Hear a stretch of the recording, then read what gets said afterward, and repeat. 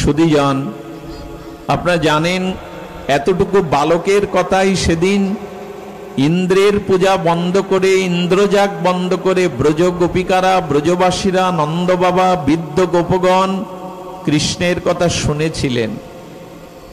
তারা অনাদিকাল হতে পরম্পরা ধারায় ইন্দ্রজাগ বন্ধ করে দিলেন অতটুকু বালকের কথায়।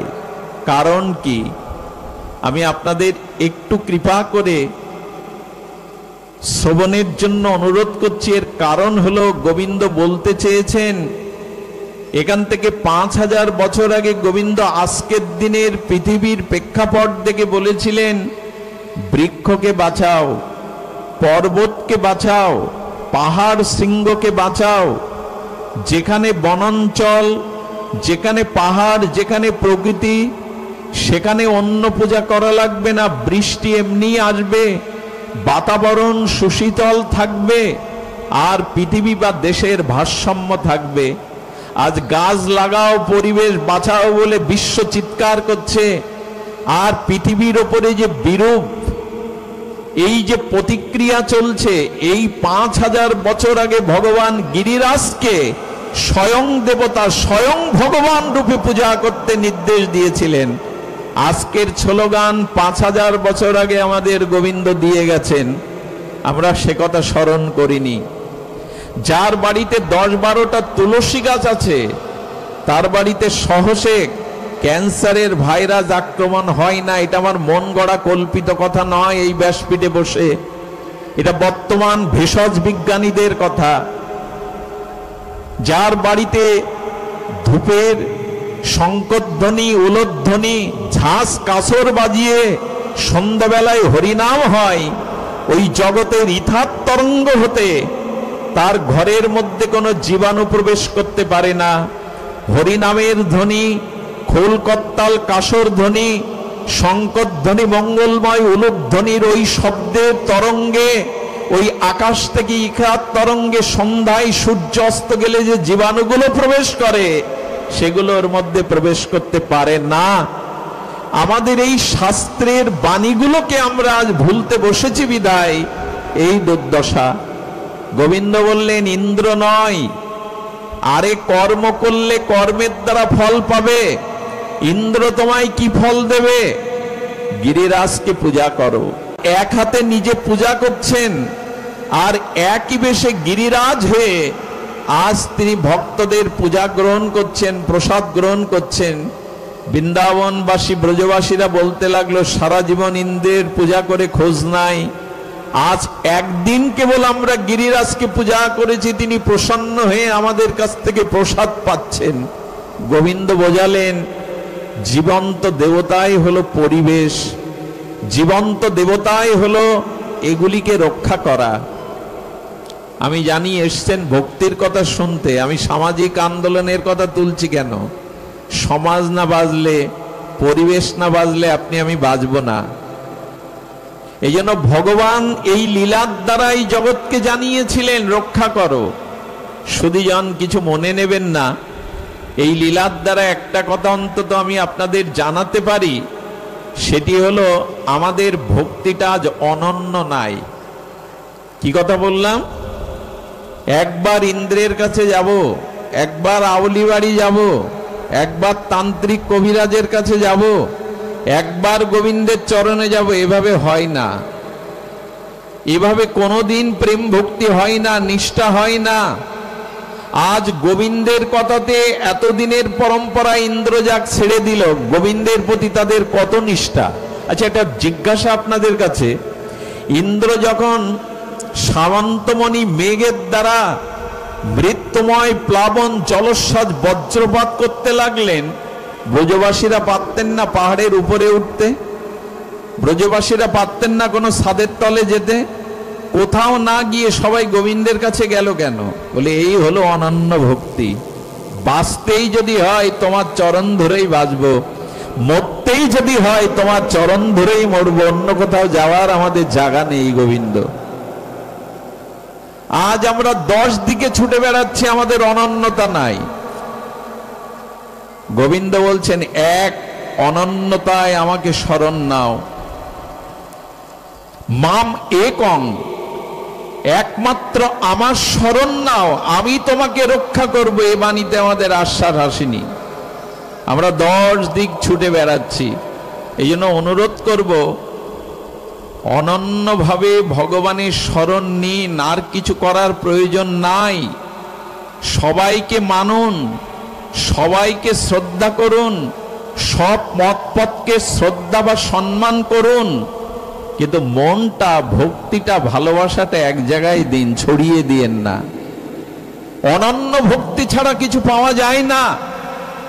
আমার মনে পড়ে, আমাদের উত্তরপ্রদেশে এক দাদু, তিনি বিডিআরের চাকরি করতেন, বিএসএফ, ওই দেশে বিএসএফ। তো তিনি তার সেই পুরানো দিনের বন্দুকটা যখন ওইটাকে পরিষ্কার করছেন, তার সামনে তার নাতি বসেছিল।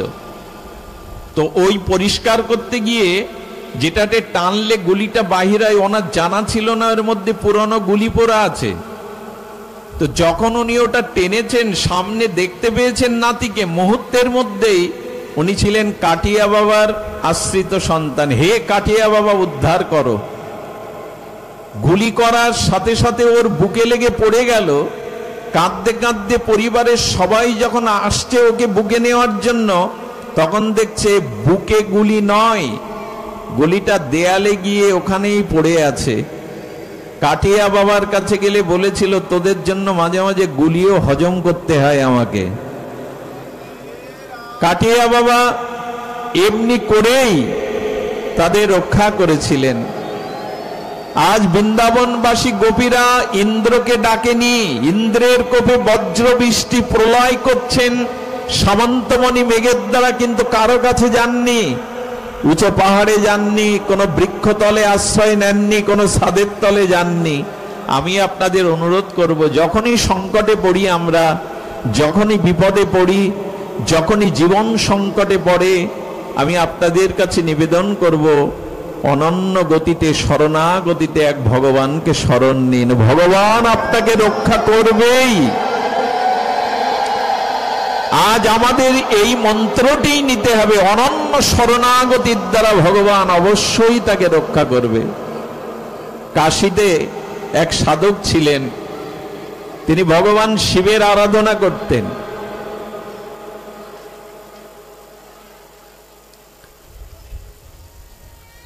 শিবের আরাধনা করতেন। 2-3টে তার সন্তান, তার স্ত্রী বলছে, শিব শিব করছো, তোমার ঘরে কিছু নাই, আর এই বুভুক্ষ ক্ষুধার্ত সন্তানকে মা হয়ে কি সান্ত্বনা দেব, কিছু উপায় করো। নীরবে নিভৃতে বলেছেন, ভগবান শঙ্করই আছেন, আমি অন্য কিছু জানি না। 3 দিন বাদে কলকাতা থেকে একটা টেলিগ্রাফ এলো, আর 1000 টাকা হাতে দিয়ে, আর পিয়ন বলছে, এখানে একটা সই করে দিন, এই 1000 টাকা আপনার জন্য কলকাতা থেকে এক সেট পাঠিয়েছেন। বলে টাকা নিতে পারি, টেলিগ্রাম করে জানুন আমার টাকার প্রয়োজন, বা আমাকে কেন উনি টাকা পাঠিয়েছেন। টেলিগ্রাফ করে জানা হলো, তৎকালীন তো মোবাইল নাই, ওতে জানা হলো, শেঠ বলছেন, ভগবান শঙ্কর ভোরবেলা আমার শিয়রে সেই স্বপ্নেতে বললেন, আমার পূজা, আমার মন্দিরে যাওয়া লাগবে না, কাশীতে আমার অনন্য একজন ভক্ত না খেয়ে আছে 3 দিন, তার কাছে কিছু অর্ঘ্য পাঠাও, আমি তোমার প্রতি সন্তুষ্ট হব। অনন্য ভক্তির এই হলো দৃষ্টান্ত। 10 জায়গায় মনটাকে, একটা মন ক জায়গায় দিবেন, কজনের কাছে দিবেন। এই জন্য ব্রজবাসীরা জগৎকে জানালো, কানাই ছাড়া আমরা কিছু বুঝি না, ওই চরণ ছাড়া আমাদের যাওয়ার অন্য জায়গাও নাই। এই জন্য গোবিন্দের চরণে শরণ নিলেন, গোবিন্দের চরণে সবাই এসেছিলেন। আজ ডুমরিয়া বা অত্র এলাকার দূর দূরান্ত থেকে সনাতনী হিন্দুদের কাছে আমি করজোরে একটা প্রার্থনা করছি, দেখুন ব্রজবাসীরা সকলে সম্মিলিতভাবে গোবিন্দের কাছে গেলেন গিরিরাজের তলে। ভগবান গিরিধারী সবাইকে আশ্রয় দিলেন। এই যে সকলে গেলেন, আমি আপনাদের কাছে, এই সনাতনী জাতির কাছে একটা নিবেদন করজোর করেই বলছি, গলগ্নে কৃতবাসে, গলায় কাপড় দিয়ে মুসলিমরা শুক্রবারে অন্তত তারা এক জায়গায় উপস্থিত হয়, ঈশা খ্রিস্টানরা রবিবারে এক জায়গায় হয়, আমাদের এমনটা নাই কেন? আজ কৃষ্ণ মন্দির আছে, কালী মন্দির আছে, শিব মন্দির আছে, দুর্গা মন্দির আছে, হিন্দুর মিলন মন্দির কোথায়? কালী মন্দিরে বৈষ্ণব যান না, ভালো কথা, হরিচাঁদ ঠাকুরের ভক্তরা বৈষ্ণবদের ওখানে যান না, যান, ভালো কথা, মন্দির আলাদা, বিগ্রহ আলাদা, এমন কি মন্দির থাকতে পারে না যেখানে কোনো বিগ্রহ থাকবে না, শুধু মিলন মন্দির থাকবে, যেখানে সকলে একত্রিত হতে পারি? একটা দিনকে আমরা পারি না এক জায়গায় হতে? আজ হিন্দু জাতি দুর্বল কেন, পিছিয়ে পড়া কেন, সাংগঠনিক ক্ষমতা নেই কেন, এক জায়গায় হই না বলে? আজকে ভাবে আমরা আলাদা আলাদা ভাবে একত্রিত হচ্ছি। বিশ্বের দিকে তাকিয়ে দেখুন, সেই সেই জাতির মিলন কেন, ঐক্য কেন, একত্রিত হয় তারা এক জায়গায়। এটা আমাদের সম্ভব, কিন্তু কবে সম্ভব, কার দ্বারা সম্ভব জানি না। 5000 বছর আগে গোবিন্দ বলেছিলেন, তোমরা মাঝে মাঝে একত্রিত হও, একসাথে এসো আমার কাছে। এই লীলাগুলি শুধু কাল্পনিক লীলা নয়, শুধু কীর্তনের বাঁশির লীলা নয়, এগুলো আমাদের জীবন দর্শন, আমাদের বাঁচবার দর্শন, এগুলিই তত্ত্ব। গোবিন্দ বললেন, একত্রিত হও তোমরা। আজ আমাদের সব থেকে বড় প্রয়োজন আজ একত্রিত হওয়া। আমার সব থেকে বড় অভিশাপ কোনটা লাগে জানেন? হিন্দু জাতির, সনাতন জাতির। পৃথিবীতে গবেষণায় বলেছে, স্বজাতি বিদ্বেষীদের মধ্যে হিন্দু জাতি সবার শ্রেষ্ঠ। এদের মতো স্বজাতি বিদ্বেষী জাতি পৃথিবীতে দ্বিতীয় পাবেন না। পৃথিবীতে যত, আমি দৃঢ় কণ্ঠে আসনেই বলছি, হিন্দুদের থেকে স্বজাতি বিদ্বেষী জাতি পৃথিবীতে আর দ্বিতীয় নাই। মহাভারতের যুদ্ধ বাইরের রাষ্ট্র থেকে কেউ করেনি, অন্য জাতি মহাভারতের কুরুক্ষেত্র বাজায়নি, ভাইয়ে ভাইয়ে বাঁধিয়েছিল। ওই আবহাওয়া এখনো আমাদের মাঝে চলছে। আজ একটি হিন্দুর বিপদে অন্য হিন্দু তার পাশে না দাঁড়াবাই এই জাতির দুর্বলতা। আজ সব মন্দির আছে, শুধু নেই মিলন মন্দির, যেখানে সকল জাতি অন্তত সপ্তাহে একটা দিন একত্রিত হতে পারে। কবিগুরু অবশ্য বলেছেন, আমরা গড়তে গিয়েই ভেঙে ফেলি। আমরা মুখে ঝুড়ি ঝুড়ি ত্যাগের কথা বলি, তিল পরিমাণ ত্যাগ আমরা করতে শিখিনি। আমরা আরম্ভ করি, শেষ তুলি না। এই হলো এই জাতির অভিশাপ। আমরা 100টা ছেলে নিয়ে গীতার স্কুল খুললে 1 বছর পরে 50টাই নেমে আসে, 2 বছর পরে 25টা, 3 বছর পরে আর সে বিদ্যালয় চলে না। এর একটাই কারণ, ধর্মের প্রতি, আধ্যাত্মিকতার প্রতি আমাদের পারিবারিক শিক্ষাটা জবাব হয়ে গেছে। আমি যদি খাতা কলম নিয়ে আপনাদের সই করতে বলি, তবে আপনারা লজ্জা পাবেন, এখানে 80% লোক আমরা আহ্নিকটাও করি না। খুব বড় বড় কথা বলে আর খুব বড় বড় বাঁশি বাজিয়ে বেহালার করুণ শুনে, লীলা কথা শুনে কি করবেন? ওই বিরাম হরিনাম সংকীর্তনে আধা ঘন্টা কেঁদে কি করবেন? আপনার জাতি, আপনার পরিবার, আপনার আধ্যাত্মিকতা যদি পরিবারে না থাকে, তবে বলতে পারি একদিন কোদে দাঁড়িয়েই যে দুর্গা পূজা, সরস্বতী পূজা, লক্ষ্মী পূজা, শীতলা পূজা, কালী পূজা করছি না, সেই লক্ষ্মী স্বরূপ, সরস্বতী স্বরূপ মেয়েরা কোডে উডে বলবে, আমি এই ধর্ম ত্যাগ করলাম, এই বাবা মাকে চিনি না। এর একটাই কারণ, আমাদের পারিবারিক কোনো ধর্মচর্যা হয় না। পিতামাতা আহ্নিক করে না, পিতামাতা শাস্ত্র অধ্যয়ন করে না, তো সন্তানরা কি শিখবে? দয়া করে মঠ মন্দিরের এই যজ্ঞের মঞ্চ থেকে, কীর্তনের ভাগবতের মঞ্চ থেকে বাড়িতে কিছু নিয়ে যান। একজন মাও যদি সকাল সন্ধ্যা ভগবানের সামনে প্রার্থনা করে করতাল বাজিয়ে, একদিন বিপদগ্রস্ত, রোগগ্রস্ত, পথহারা তার সন্তান স্বামীও একদিন তার পেছনে বসবে শান্তি পাওয়ার জন্য। একজন অন্তত হালটা ধরুন। এ কথা বলে লাভ আছে? গলা ফাটাচ্ছি আজকে 9 বছর বয়স থেকে। এই ভাগবতটাকে পেশা পুঁজি না করে 9 বছর থেকে গলা ফাটাচ্ছি, কাজে লাগেনি, একেবারে লাগেনি নয়, কিন্তু আমরা জাগাতে পারিনি। আজ পারিবারিকভাবে আমাদের আধ্যাত্মিক চর্চা অনুশীলনী নাই। দয়া করে এখান থেকে একটু নিয়ে যান। ঘরে ঘরে যেদিন এই আধ্যাত্মিকতার অনুশীলন হবে, যেদিন সপ্তাহে অন্তত আমরা সর্ব শ্রেণীর সর্বমতপথের হিন্দুরা এক জায়গায় অন্তত হতে পারবো, আধা ঘন্টা একটা প্রার্থনা সভা করুন, সকল জাতি ধর্ম বর্ণ নির্বিশেষে আমরা একত্রিত হব সনাতনী জাতি। একথা পাহাড়ের বুকে ঢেলা ছুড়লে যেমন ঢেলাটাই ভেঙে যায়, আমার এই কথা হয়তো তাই কাজে আসবে না। তবু বিবেক, তবু বিচার, তবু নিজের জ্ঞান বলছে বলতে হবে, বলা থামালে হবে না, যদি একজনের জীবনে কাজে আসে এই কথা। এই উদ্দেশ্যে, এই আশা প্রত্যাশা রেখেই বলি, আসুন আমরা আজ এই বিপদের দিনে, নানান বিভাজনের সময়ে আমরা অন্তত একত্রিত হই। সুধীজন গোবিন্দের গিরিরাজ ধারণ লীলায় এই বার্তাই তিনি জগৎকে জানিয়েছিলেন, ব্রজবাসীদের থেকে শিক্ষা নাও।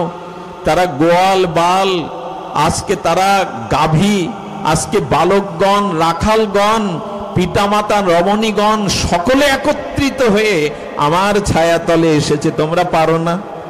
ব্রজবাসীদের মতো আমার চরণে একদিন সবাই মিলে আসতে তোমরা পারো না? এই আহ্বান গিরিধারী গোবিন্দ 5000 বছর আগে লীলার দ্বারা জানিয়ে গেলেন। কুম্ভকর্ণের ঘুম আমাদের ভাঙল না। আমরা এই লীলা শুধু লীলাই রয়ে গেল, ভাগবতের পৃষ্ঠায় রয়ে গেল, আমাদের বাস্তব জীবনে প্রতিফলন হলো না। সুধীজন, এরপরেই গোবিন্দের যে লীলা, সেই লীলা রাস লীলা, সেটি আসরে বর্ণনা করবার আর সময় এবং পরিপ্রেক্ষিত নাই। তবু বলবো, এই যে ভগবান তার বংশীধ্বনিতে ডেকেছিলেন, আমাদেরও বংশীধ্বনিতে তিনি ডাকছেন। ওই যে বলেছিলাম, পিতার সম্পত্তি পুত্রের উত্তরাধিকার সূত্রে প্রাপ্ত, সেই পিতার সম্পত্তি দেবেন বলে তিনি মুরলী দিয়ে, হরিনাম হরিকথা দিয়ে আপনাকে আমাকে আহ্বান করছেন, এসো আমার কাছে চলে এসো, এই মহারাসে চলে এসো, এই মিলন মেলায় চলে এসো। কিন্তু বাঁশির ধ্বনি, ভাগবতের ধ্বনি আমাদের কাছে পৌঁছায়নি। আর যাদের কাছে পৌঁছেছে তারা সকলে উৎকণ্ঠিত হয়ে আর আপন কর্ম ছেড়ে আসেনি। তাই আসুন ভাগবতের ধ্বনিতে, মুরলীর ধ্বনিতে গোবিন্দের আহ্বানে ছুটে যায়। কারণ আমাদের জীবন ভগবানের চরণাশ্রয় করাই একমাত্র প্রাপ্তি। আমাদের অমৃতস্য পুত্র হতে গেলে সেই অমৃতের সন্ধান, অমৃতময় পুরুষ ভগবানের চরণেই আসা একান্ত প্রয়োজন। এই প্রয়োজনের তাগিদেই আজকের এই দুটি কথা অবতারণা করা। মঠ মন্দির কমিটি যারা আজকের এই অনুষ্ঠানের আয়োজন করেছেন, ধন্যবাদ দিয়ে তাদের খাটো করা নয়। আজকে তাকিয়ে দেখুন, এখানে যে পরিবেশ, এখানে এখন মানুষের যে মনস্থিতি, এখানে মানুষের যে মননশীলতা, এটি অন্য কোনো অনুষ্ঠানে পাওয়া মেলা ভার। একমাত্র ভাগবতই পারে, একমাত্র শুদ্ধ সাধুসঙ্গই পারে আমাদের বিবেককে, আমাদের চেতনাকে জাগ্রত করতে। তাই বারবার এই ভাগবত আশ্রয়ে যেন আমরা আসি, এই হরিকথা রুচিতেই আমরা আসি। আমি সূচনা লগ্নে একটি কথা বলেছিলাম, আজ পর্যন্ত কোনো সাধক, কোনো মহাপুরুষ, কোনো সিদ্ধ মহাত্মা, কোনো ভক্ত হরিনাম হরিকথা ছাড়া ভগবত চরণ পায়নি, প্রেম প্রাপ্ত হয়নি। দ্বিতীয় কোনো দৃষ্টান্ত দেখাতে পারবেন না হরিনাম এবং হরি কথা ছাড়া কেউ প্রেম ভক্তি পেয়েছে। এই জন্য বারবার হরিকথাতে ফিরে আসুন, বারবার সাধু সঙ্গে ফিরে আসুন। সাধুই হলো চন্দনের মতো, চন্দনকে যত কাটা যায় তত চন্দন সুগন্ধ বিতরণ করে দেয়। সাধু যত আঘাত আসবে, সাধুকে যত নিন্দা অপবাদ লাঞ্ছনা কাটবেন, সাধুর ধর্ম হলো চন্দনের মতো, সে সুবাস বিলিয়ে দেবে। তবে এইটুকু সাবধান করি, সাধুকে কাটতে যাবেন না, সাধুকে ছেদন করতে যাবেন না। কারণ যে কুড়াল দিয়ে চন্দনকে কাটা হয়, সেই কুড়াল একদিন ধারহীন হয়ে আগুনে পুড়ে লোহার পিটুনি খায়। আর যে কুড়াল দিয়ে চন্দন কাটা হয়, সেই চন্দন একদিন মন্দিরে গিয়ে ভগবানের ললাটে আর ফুলে শোভিত হয়ে ভগবানের চরণে যায়। একদিন তারা চরণে যায়। সাধু অত্যাচার করবেন না, সাধু নিন্দা করবেন না। সাধুরা চন্দনের মধ্যে একদিন তাদের স্থান হয় ভক্ত ললাটে, কুসুম সিক্ত গোবিন্দের চরণে।